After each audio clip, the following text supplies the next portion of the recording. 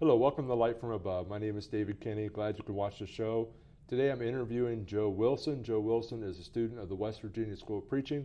Joe, we're really glad to have you on the program. Thank you, David. It's good to be here. Great. Joe, as I mentioned, he attends at the West Virginia School of Preaching in Moundsville, West Virginia. Andrew Robison IV is the director there. If you'd like to learn more about the West Virginia School of Preaching, I gave you the website. About Joe, Andy wrote, Joe has been impressive in the attention he gives to his studies. At the school, we don't require the guys to go out and preach their first year. Joe took a few appointments later in the year, but was reluctant to go much, mainly because he wanted to make sure he gave proper attention to his studies. That has paid off for him. He's done well. Now he is taking more appointments, even learning and ever growing, which is very commendable. Joe, let's start out basic stuff. Where are you from? I am from St. Mary's, West Virginia. I was born in Marietta, Ohio, but I was raised in St. Mary's. So that's where I grew up, was St. Mary's. And how big is your family? I have a pretty big family. My dad is one of 12 children, and my mom is one of 7, so it's a pretty large family on both sides. A lot of family get-togethers and things like that. So, Do you have any brothers and sisters? I have one brother. He's an older brother. Okay. He's a couple years older than me. Well, great. Now tell them a little bit about members of the church. Your family mostly members of the church, some, or how is that? My mother and my grandmother and one aunt and a cousin, and I think that's pretty much it. The rest are not members of the church, unfortunately, but hopefully we can maybe get them there someday soon. Well, that'd be great. Mm-hmm. That'd be a great thing to accomplish. So I guess another basic question, how did you become a Christian? Well, I became a Christian back in 2016, and at that point in my life I was searching for truth. And one day I went out to move the vehicle, and my mom had gone to lunch with one of her friends. And that friend was a member at the Dewey Avenue Church of Christ, and she gave her a book called Muscle and the Shovel. And it was laying there in the seat, and as I said before, I was searching for truth, and I picked this book up and I read the back of it, and I started reading about it. I thought, this might be an interesting book to read. So I would just kind of flip through it occasionally, and I'd start reading, and it started answering some questions that I had. So I thought, I'm going to read this book. And after I read that book, I had a better understanding of what I needed to do to be right with God. And that kind of set in me a study habit that I wanted to continue with. Now, when you say you were looking for truth, there's probably a lot of things, but what are some of the truths that you found that you were looking for when you was reading Muscle and Shovel and studying further? Right. My view used to be it didn't really matter what you believed, as long as you believed in Jesus and you tried to be a good person. That's how I used to think.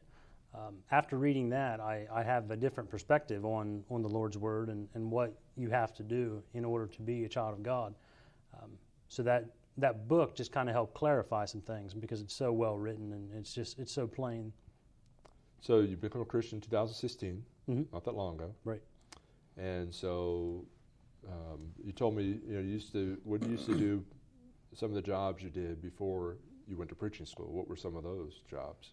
Well, when I first got out of high school back in 2003, I went to St. Mary's High School there in St. Mary's, West Virginia. When I first got out, my dad works for GE at the time in Sistersville, West Virginia. So I went there to work as a summer hire, grass cutter and stuff like that. But after that, I got into meat cutting, and I did that for several years. So I was a meat cutter and worked in that profession for a while. So then all of a sudden, you realize you learned these truths that you've been looking for. You decided to become a Christian. Sure. How did you get the church in St. Mary's? How did you get to, was it Dewey Avenue? How did you get there? Well, actually, once I read the Muscle and the Shovel, I called up Brother Ed Malott. You know Ed. Absolutely. And talked to him. Went up and talked to him, and Brother Malott baptized me into Christ. And then from there, I went to Dewey Avenue because it's there in town. So at the time that I was baptized, I really didn't know anybody at Dewey Avenue except my mom's friend. So that's kind of why that's why I got a hold of Ed. And how'd you know Ed? Well, Ed is married to one of my cousins. Oh, okay. So I knew him that way. Well, very good. Mm-hmm. So you've been a meat cutter You decided to obey the gospel. Then you decide to take some major chunk of your life and study to become a preacher. And you decide to go to the West Virginia School of Preaching. What led you to that decision? Well, I just, nothing was real fulfilling in life, as far as worldly things. So seeking the Lord's truth meant the most to me, and I thought, what better thing to do than to preach the gospel and go and learn what you need to learn to go and learn what you need to learn to help others come to the truth, of the Lord's word. I imagine now some, like my story and yours is totally different. My dad was a preacher within the church. I was taught from, when I was learning how to read, I was already reading the Bible. But for you, I imagine it was a bigger learning curve, is my guess. Yeah. And so you're taking all these classes. What was it like to take classes, and what classes really stood out to you when you were taking classes at the school? The classes that stand out to me would be probably the New Testament church class, which Ed Malott teaches.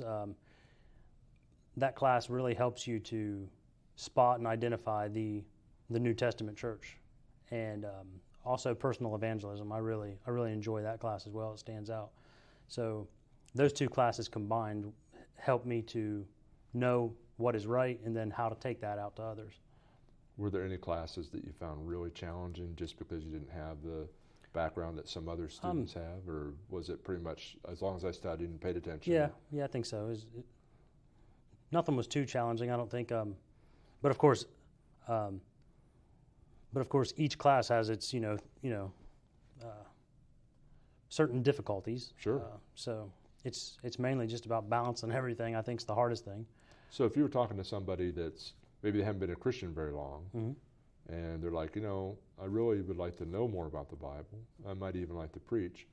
You could tell them, yeah, you could do this. And that would be a good thing to tell them, you think? You think that would work for you? Yeah. Good. Let me ask you this. As you're learning the Bible, any favorite Bible characters, people in the Bible that really, you liked? Paul stands out to me because here's a man who's done a lot against God, but doesn't know it. Stands out to me because you can come from any walk of life really and be forgiven of your sins, and Paul's journey shows that, I think. Now let me ask you this: what was obviously the school's challenging? What were some of the more difficult things that you had to work through as you've been going to school? What were some of the things that were more difficult than you anticipated, maybe? Probably just the workload, trying to balance it all, trying to keep things in perspective and do what needs done right now, and that's probably the most difficult thing, is just balancing it all. So if you were talking to somebody that was thinking about going to the school, what advice would you give them? I would tell them that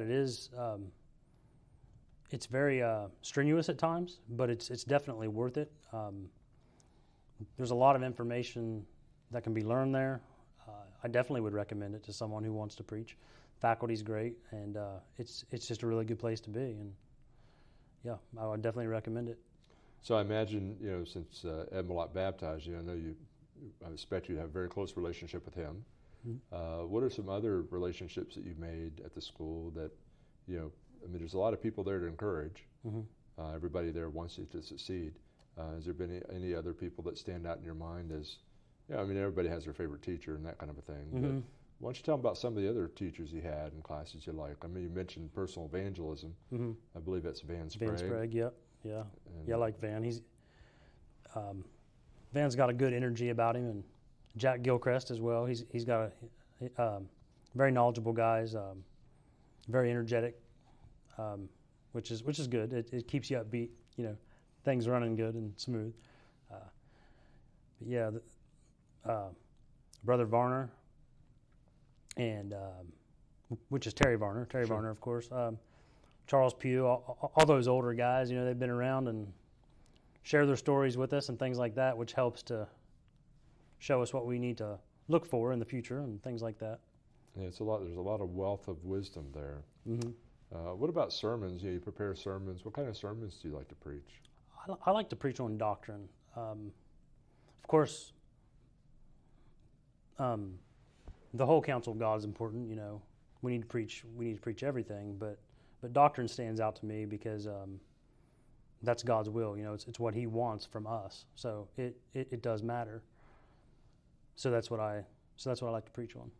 Now, you mentioned that you started, before you became a Christian, Mm-hmm. you had the view that as long as I was a good person, everything would be okay. Sure. And then you read Muscle and Shovel, you studied further, and you found out that's not the case. Right. Have you ever been called narrow-minded by people because you changed? Sure. And how did you deal with that? Or how would you deal with that? I try to explain that it's not that I'm narrow-minded. It's that the Lord's way is narrow, and He shows us that in Matthew chapter 7, verse 13 and 14, where He says that narrow is the way which leads to life. So it's not that I'm narrow-minded, but it's if it seems narrow, it's because it is, and it's the Lord's way that we need to follow, not men's way. So that's how I would address that. Okay. What kind of books would you recommend to people if they were looking for the truth? Mm-hmm. Let's start this way. What books in the Bible would you recommend they read if they really need to know, if they really want to know how to become a Christian? What should they read? I would recommend the book of Acts because it is known as the book of conversions. There's a lot of conversions there that show us what process needs to take place in order to be redeemed and forgiven of sins. Any other books outside the Bible you'd recommend people to take a look at? Because sometimes, it may not be a book in the Bible. Mm-hmm. It might be a book about the Bible right. that might capture someone's attention. Any books like that you? Well, Muscle and a Shovel, for instance, would be a good one. Like I said, Michael Shank wrote that, and it's very well written. It's very clear. So yeah, that would definitely be one I would recommend. Okay. What do you want people to know about the Church of Christ? I think there's misunderstanding about the Lord's Church sometimes, and what I want people to understand is that the Lord's Church, the Church of Christ, simply wants unity. That all believers be unified. That all believers be unified under the banner of Christ, and that we live our lives as He would have us to live it, without adding or taking away from His Word, and that we're not narrow-minded people, but that we just truly seek God on His terms and want them to seek God on His terms as well. Now, you went to, I'm assuming you went to the school preaching with a certain anticipation to preach. Mm-hmm. Near soon, June 12th, you graduate. Do you think the school has prepared you to effectively do that better? Yeah. And has your enthusiasm to do that been enhanced? What do you feel about preaching now that you've sat in a classroom mm-hmm.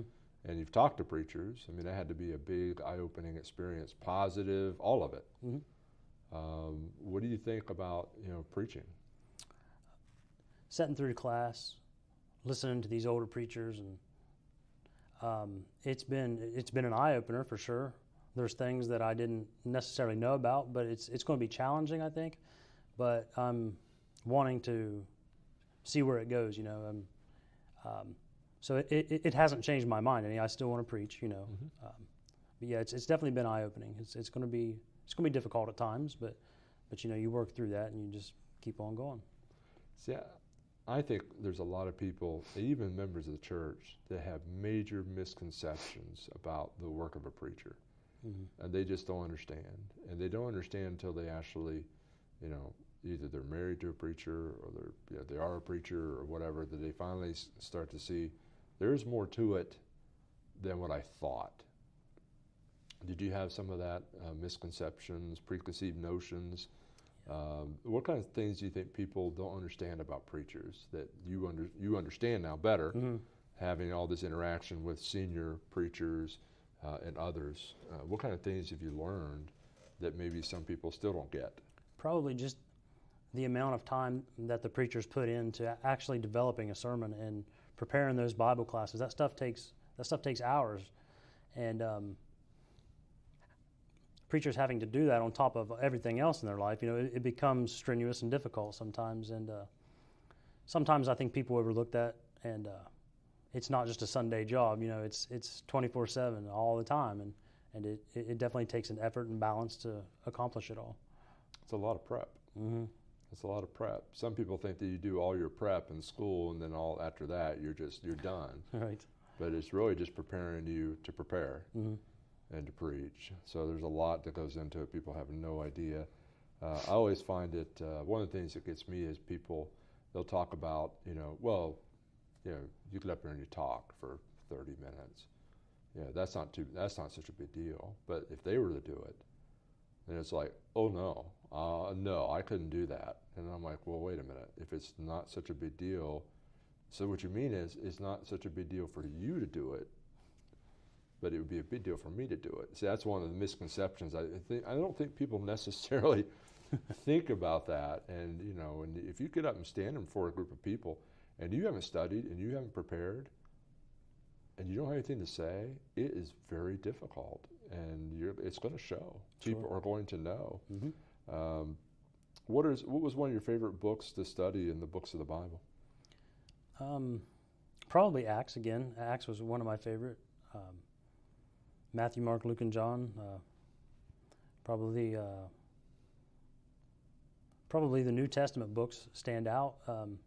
But the Old Testament history is very interesting as well, and it helps us understand the New Testament. So I don't know if I necessarily have one book that really stands out. I kind of like it all together, Yeah, it's hard to pick one. Yeah. How about what about songs? Any particular hymns you like? Zion's Call. I like Zion's Call. It's a good song. I really do enjoy that one. Well, good. What do you see yourself doing when you graduate? Well, hopefully becoming a full-time preacher somewhere, whether that be an associate minister or full-time preacher. Hopefully that's the case. But, let me ask you this question. You live in the dorm. Mm-hmm. Why don't you give them an idea what it's like to live in the dorm for the West Virginia School of Preaching?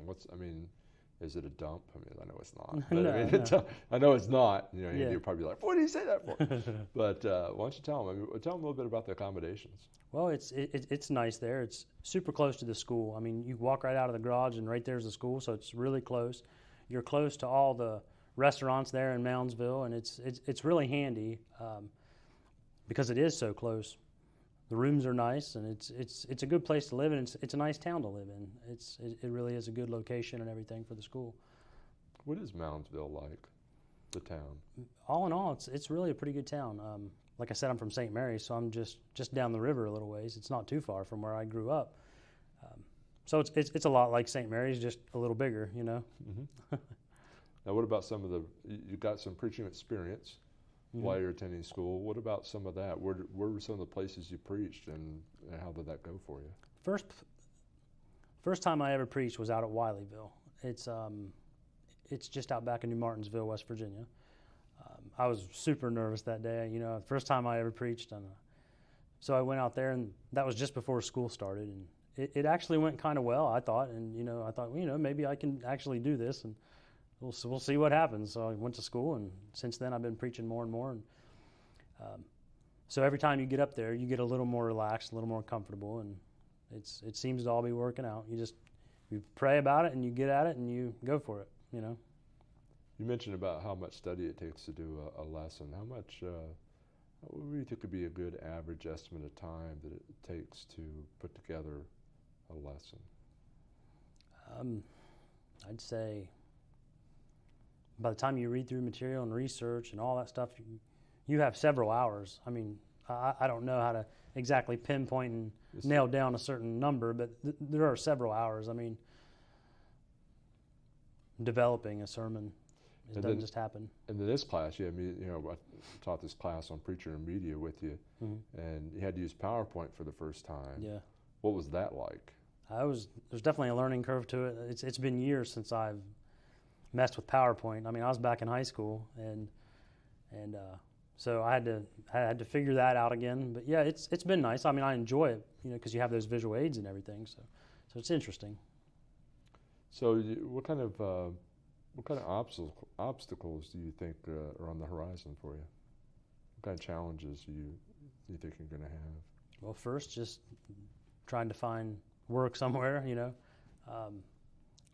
Being a student just out of preaching school, that might that might be difficult, because you have other guys that are more seasoned and have done it longer that are maybe seeking the same jobs, which is normal. You're going to have Sure. that.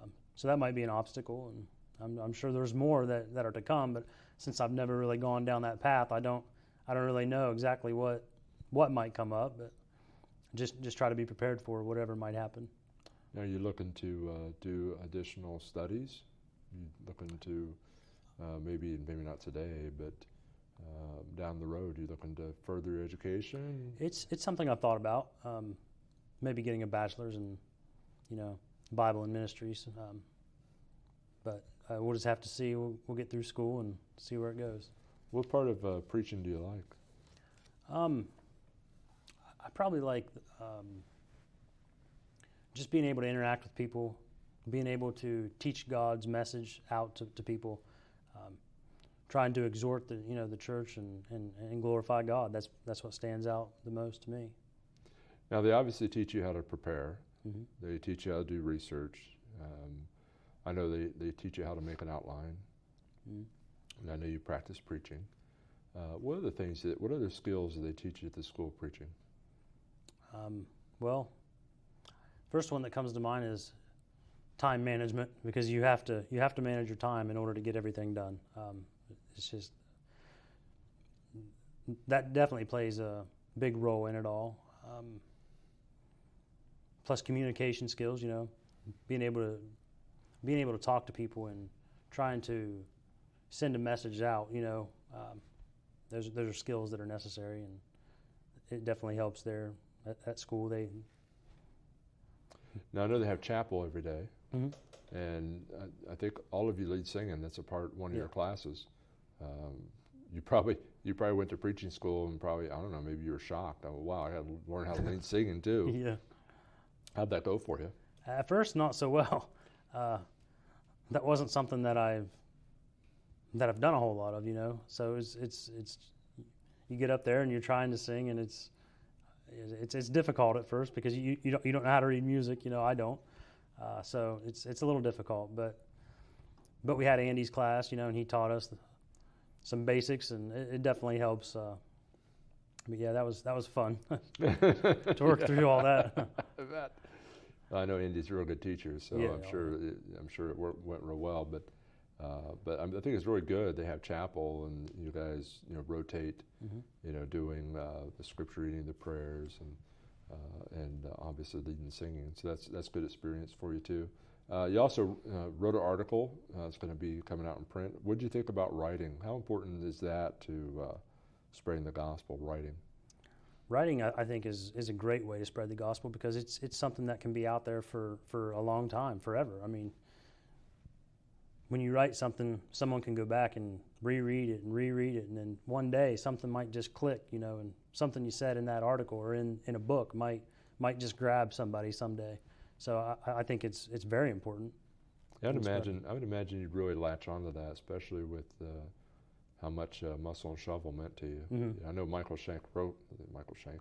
Yeah. I had two Shanks in my mind. I'll make sure I had the right one. Yeah. But I'm sure Michael Shank wrote that knowing that people would read it, even though he couldn't possibly anticipate all the individuals, the circumstances in which they'd read, mm-hmm. and how it impacted them. So yeah, I think you're right. Mm-hmm. Well, Joe, it's been great to have you on the show. We wish you all the best in your studies and in the ministry, and it's been a pleasure to be with you. Thank you. It's been good to be here. That's all the time we have for this time. Thank you very much for watching our program. Before we close our program today, we'd like to take a moment and review this roadmap to heaven with you, since the matter is so serious. There are many incorrect set of directions out there, and sadly so many people are following them. For example, some people have been given wrong turns. They believe things such as faith only, works only, or grace only. Or some attempt to change the order of the turns, being baptized before they even believe. Some people fail to realize what point they are on the map. Don't even open their Bibles yet, and they think they're saved already. As a person travels in a car or takes a hike, has to follow the proper directions, so we must follow the proper directions to heaven. Let's take a look at the directions on our roadmap to heaven here. You have to look at these passages in your Bible for yourself. We'll just list the steps, the turns on the way. First is to believe, or to have faith. And then number 2, to repent, to turn away from sin. Number 3 is to confess that Jesus is the Son of God.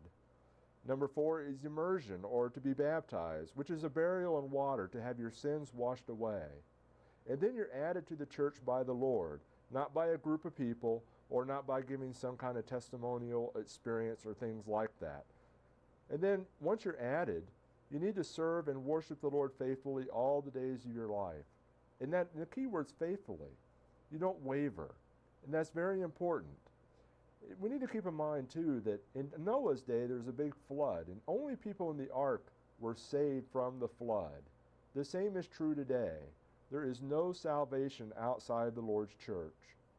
Where are you on the roadmap to heaven? Thanks for watching our program. Please let us know if we can assist you with further information for your journey.